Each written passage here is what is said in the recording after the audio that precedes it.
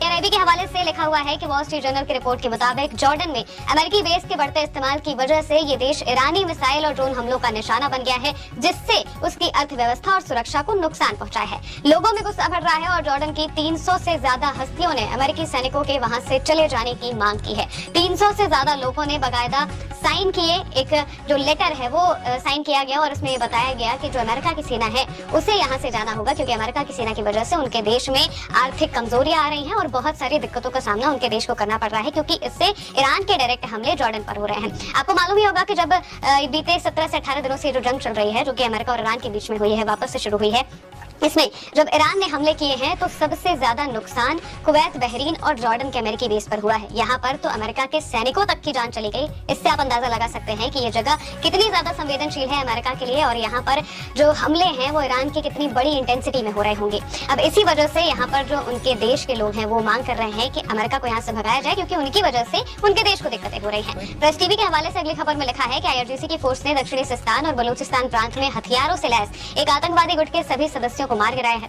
हथियार और गोला बारूद लेकर पड़ोसी देश से आए इस गुट को अपने नियोजित हमले को अंजाम देने से पहले ही सुबह होने से ठीक पहले मुठभेड़ में खत्म कर दिया गया। यानी कि ईरान पर जो ग्राउंड ऑपरेशंस हैं वो करने की कोशिश की जा रही थी अलग अलग तरीकों से, और इसमें दक्षिणी सिस्तान और बलूचिस्तान से कुछ गुट आए थे जो कि ईरान पर या तो फिर ईरान को अस्थिर करने के मकसद से आए होंगे या फिर ईरान में किसी तरीके का हमला करने के मकसद से, जिस वजह से ही यहाँ पर IRGC की जो सेना है उन्होंने इन सबको मार गिराया है और ये बताया है कि किसी भी तरीके के हमले को कामयाब नहीं होने दिया जाएगा। अब आते हैं सबसे बड़ी खबर पे। दरअसल ईरान के एक बड़े कमांडर का कहना है, प्रेस टीवी के हवाले से खबर है, उनके एक बड़े कमांडर का कहना है कि एयरफोर्स के पायलट्स ने पश्चिमी एशिया में अमेरिकी ठिकानों के खिलाफ ऑपरेशंस करने के लिए किसी भी नेविगेशन सिस्टम जैसे कि ग्लोब पोजिशनिंग सिस्टम, जैसे GPS कहा जाता है, या फिर इनर्शियल नेविगेशन सिस्टम का इस्तेमाल नहीं किया। बिना नेविगेशन सिस्टम के अमेरिका के ठिकानों पर हमले करना ये बहुत बड़ी बात है और यहाँ पर ईरान की एयरफोर्स ने वो भी करके दिखा दिया है। इस जंग में ईरान ने बताया है कि आखिर अमेरिका जैसे देश से किस तरीके से लड़ा जाता है और एक के बाद एक नई नई चीजें निकलकर सामने आ रही हैं। हमले पुराने हो चुके हैं लेकिन जो उसके डिटेल्स है वो अब निकलकर सामने आ रहे हैं, जो ये बता रहे हैं कि किस तरीके से ईरान की जो सेना है उसने एक के बाद एक अपनी जो परचम है वो सबसे ज्यादा लहराया है और सबसे बड़ी बात यह है कि अमेरिका पर अपना डोमिनेंस बनाए रखा है। उनका ये कहना है, जो ईरान के एयरफोर्स के बड़े अधिकारी हैं उनका ऐसा कहना है कि ईरान की एयरफोर्स ने ना ही किसी GPS का इस्तेमाल किया, ना ही किसी IRS का इस्तेमाल किया जिसके जरिए उन्हें लोकेशन पता चलती या फिर उसे ट्रैक करके हमला कर पाते। इन सब चीजों का इस्तेमाल किए बिना उन्होंने हमला किया और सटीक हमला किया। Islamic Republic of Iran air force यानी कि IRIAF के deputy coordinator brigadier general Masoud Jafari ने इसको लेकर कहा है कि कतर में अल-उदीद एयरबेस के खिलाफ 2 मार्च को हुए सफल ऑपरेशन के बारे में ये बातें बताई। इस बेस पर आमतौर पर 10,000 अमेरिकी सैनिक तैनात रहते हैं। 2 मार्च को ही ईरानी एयरफोर्स के F-5 फाइटर जेट्स ने कुवैत में अमेरिकी बेस अल-अदीरी को निशाना बनाया। जाफरी ने कहा कि ईरानी लोग प्रतिबंधों के बीच काम करने के आदी हो गए हैं। हमारी एयरफोर्स के पायलट्स ने GPS या फिर INS के बिना मिशन उड़ाना सीख लिया था।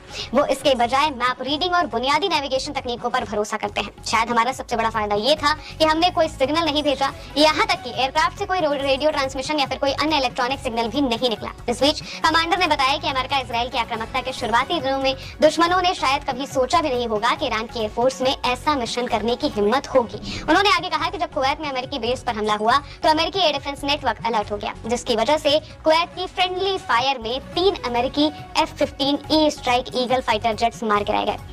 इसके अलावा वो ये भी कहते हैं कि शहीद देवरोन एयरबेस से Su-24 फाइटर जेट्स पर सवार 4 बहादुर पायलट्स ने अल-उदीद एयरबेस के खिलाफ मिशन शुरू किया था। इस तरीके से ईरान की जो एयरफोर्स है उसने बहुत ही बड़े मिशंस को अंजाम दिया और इसके साथ में अमेरिका की बहुत बड़ी बड़ी ताकतों को खत्म किया। शुरुआत से ही ईरान का डोमिनेंस बना रहा है इस जंग में, क्योंकि उनके जो फाइटर जेट्स है, उनके जो सेना रही है, वो चाहे IRGC हो जो कि जमीनी फोर्स है, वो चाहे उनकी एयरफोर्स हो, उन दोनों ने अपने तरीके से काम किया। उन्हें पता है कि अमेरिका से या फिर अमेरिका से जुड़ी किसी भी चीज उन्हें कोई मदद नहीं मिल सकती है। किसी भी तरीके का ट्रैकिंग सिस्टम या फिर GPS उनके लिए काम नहीं करेगा, क्योंकि उन्हें बैन किया गया है।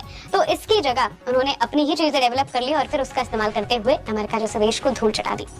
इसके अलावा ईरान इंटरनेशनल की तरफ से ईरान की संसद के डिप्टी स्पीकर का एक बयान सामने आया है। उन्होंने कहा कि अमेरिका को उम्मीद थी कि युद्ध के शुरुआती दौर में सुप्रीम लीडर अली खामनेई और सीनियर मिलिट्री कमांडरों के मारे जाने के बाद ईरान ढह जाएगा।